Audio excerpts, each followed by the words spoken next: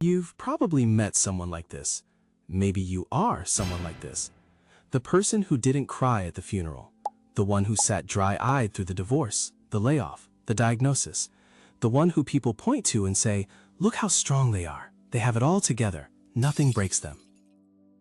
But here's the question nobody dares to ask out loud. What if that's not strength? What if the absence of tears isn't control, but disconnection? What if the person who never cries has not conquered their emotions, but buried them so deeply that they can no longer find the way back? I want to talk about this because the answer is far more complex and far more important than most people realize.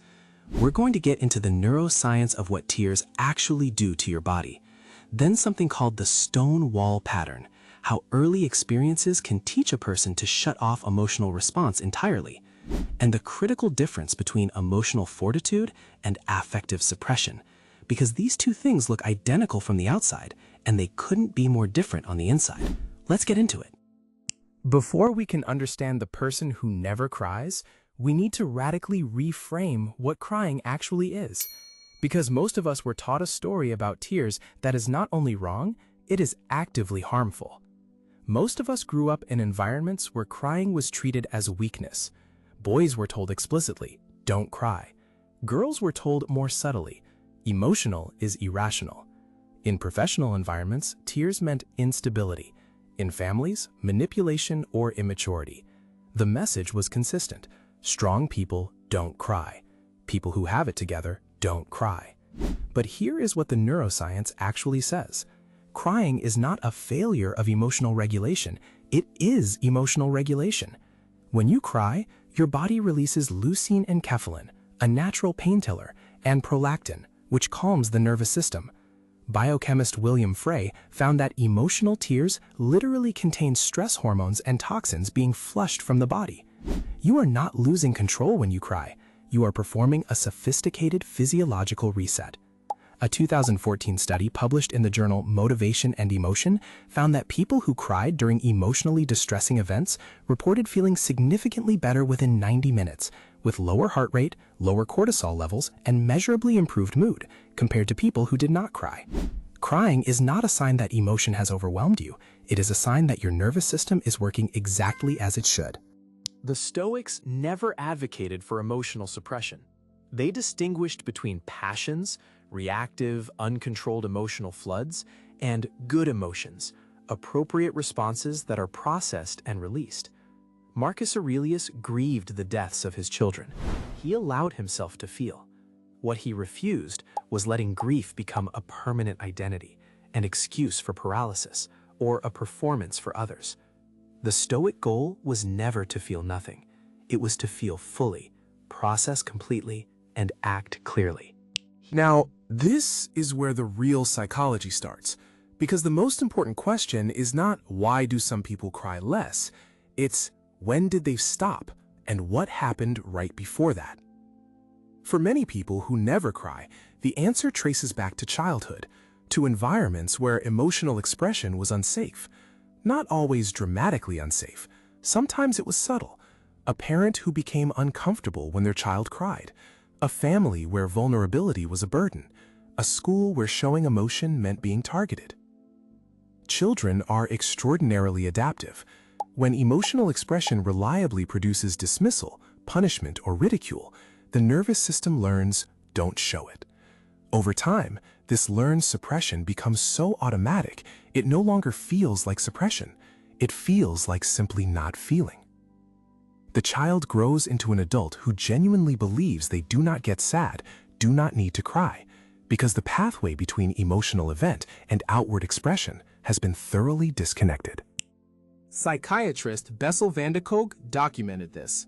He found that people who experience chronic emotional suppression from trauma, neglect, or repeated invalidation show a measurably reduced ability to identify their own emotional states.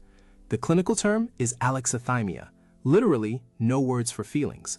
These individuals are not pretending to be fine. They genuinely cannot locate the emotion because the neural pathway connecting experience to awareness has been systematically bypassed. This is the stonewall pattern. The wall is not built for others. It is built to protect the self from the terror of needing something from someone who may not give it. And the cruel irony, the very mechanism that kept the child safe becomes in adulthood the barrier between them and genuine connection, genuine healing, and genuine self-knowledge. And this is the critical distinction that most people, including many therapists, get wrong. There is a massive difference between emotional fortitude and affective suppression, and getting it wrong has enormous consequences for how we treat ourselves and others.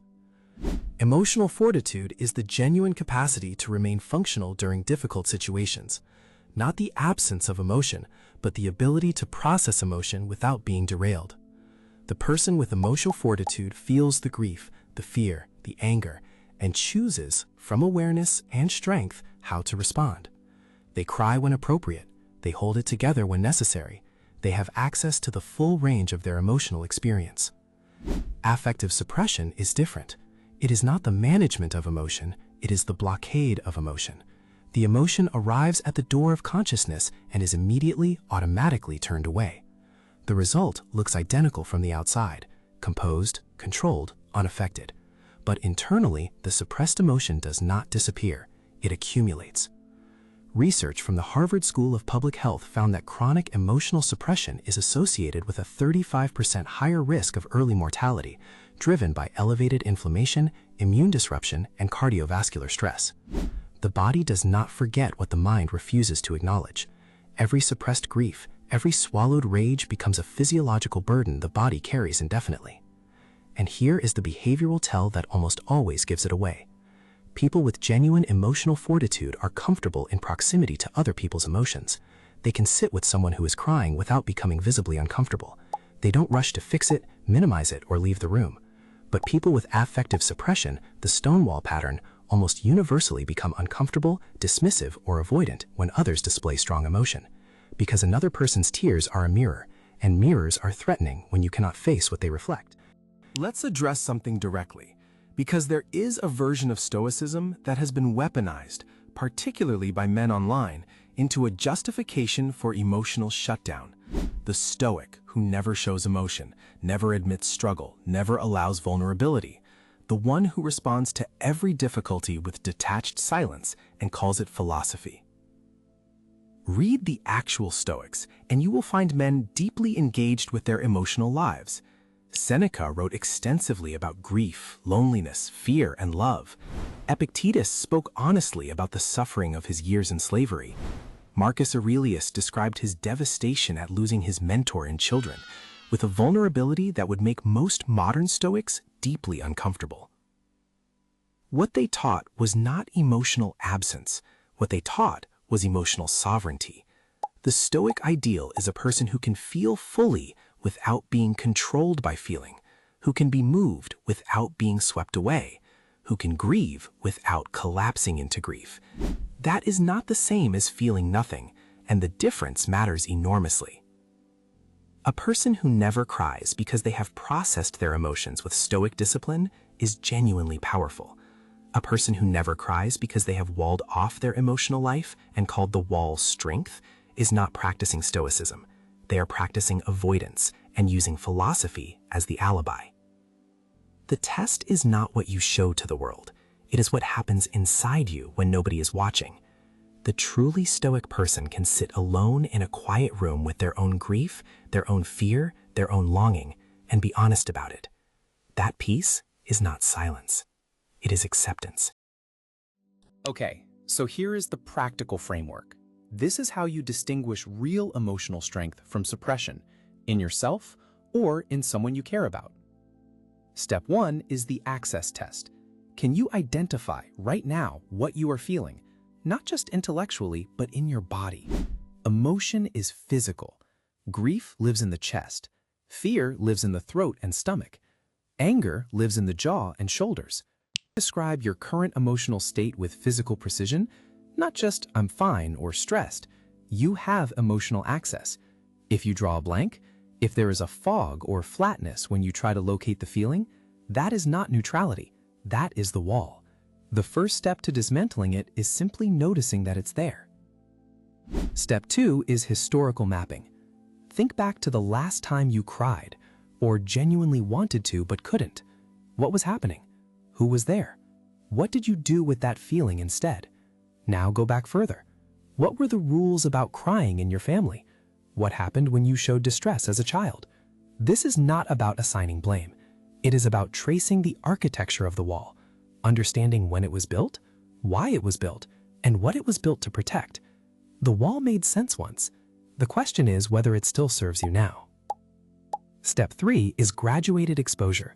This is borrowed from clinical psychology, the evidence-based technique for reducing avoidance by approaching the avoided thing in small, tolerable steps. You do not have to have a full emotional breakdown to begin dismantling affective suppression. You begin small. You watch a film that you know moves you, and you let it. You write about an old loss, briefly, with honesty. You tell one person one true thing about how you actually feel.